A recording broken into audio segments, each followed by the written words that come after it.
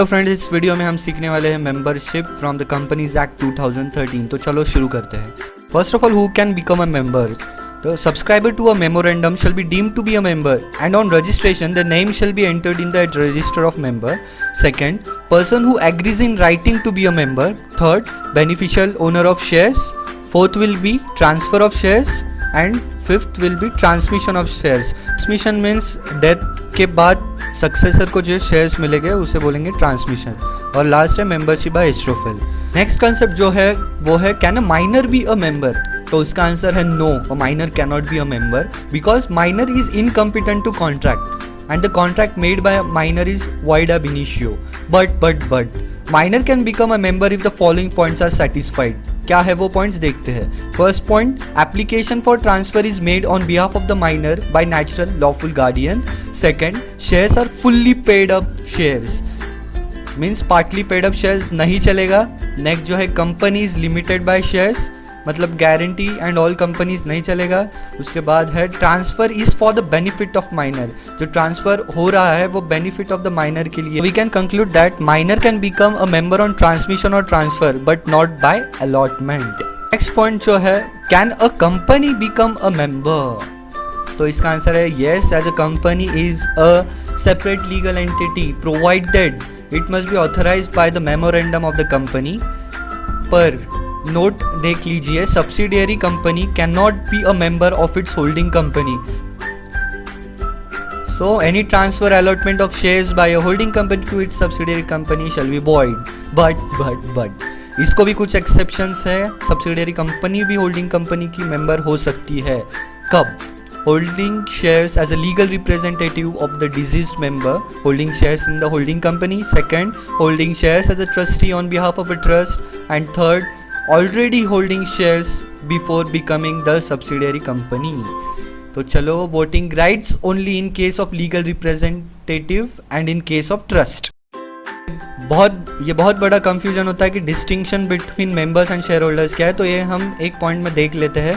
Registered member में not be a share holder, उसका मतलब कि रजिस्टर ऑफ मेंबर्स में जिनका नाम है वो शेयर होल्डर ही हो, ये कोई ज़रूरत की बात नहीं है। For example, company limited by guarantee and not having the share capital. उसके बाद देखेंगे शेयर होल्डर्स, और shareholder is a member as his name appear in the register of member, मतलब एक शेयर होल्डर कंपल्सरीली में एक member होता है। पॉइंट जो है, deceased member continues to be a member until its legal representative applies for the registration. A legal representative of a deceased member is already a share holder.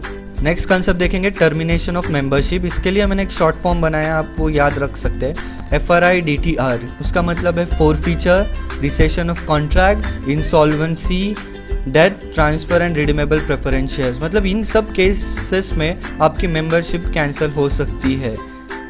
तो ये याद रखने में बहुत ही आसान है, सिर्फ एक बार पढ़ लीजिए और याद रख लीजिए। नेक्स्ट है liabilities and duties of the member. Liabilities और ड्यूटीज़ क्या है एक मेंबर की? तो सबसे पहले है कि take shares when allotted, shares जब दिए गए हैं वो तब ले लीजिए।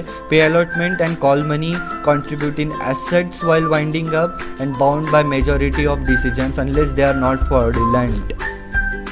सर्विस ऑफ डॉक्यूमेंट्स, मतलब कि रेंडरिंग ऑफ डॉक्यूमेंट्स, मतलब किसके पास हमने डॉक्यूमेंट देने के बाद ऐसे डीम हो जाएगा कि हमने उनके पास दे दिए गए हैं।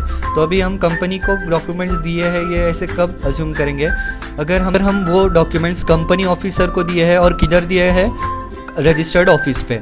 नेक्स्ट, अगर हमारी सिक्योरिटीज़ डिपॉजिटरी में है तो depository must send documents to the beneficial owner to the company in the electronic mode. और अगर to the registrar of members हमें डॉक्यूमेंट सेंड करने हैं तो हम बहुत सारे मोड से हम उसे कर सकते हैं। तो वो मोड्स कौन से? Post, speed post, registered post, courier post, electronic message etcetera. अभी ये इलेक्ट्रॉनिक मोड क्या है हम ये देखेंगे। इलेक्ट्रॉनिक का मीनिंग ये होता है कि वो mode which can be recovered, reviewed और retained in the ordinary course of time. अभी नेक्स्ट देखेंगे कि delivery by post is affected, कि हमने पोस्ट से कुछ डॉक्यूमेंट्स भेजे तो वो इफेक्ट कब होंगे, मतलब वो डीम टू बी रीच कब होंगे? अगर मीटिंग के नोटिस के वक्त 48 आवर्स और other in the ordinary course of time. तो नेक्स्ट कंसेप्ट है सेक्शन 21 साइनिंग अथॉरिटी कौन सा होता है? तो KMP की मैनेजरियल पर्सन, तो सबसे पहले सीईओ को अथॉरिटी दी गई है, फिर एमडी, फिर उसके बाद manager, CS and other person authorised by the board of director. So thank you for watching the video, and do subscribe to the channel and click the bell icon so that my next video is updated to you soon.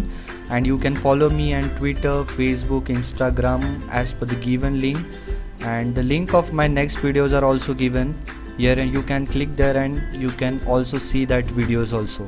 Thank you so much for watching. Do share, like and comment.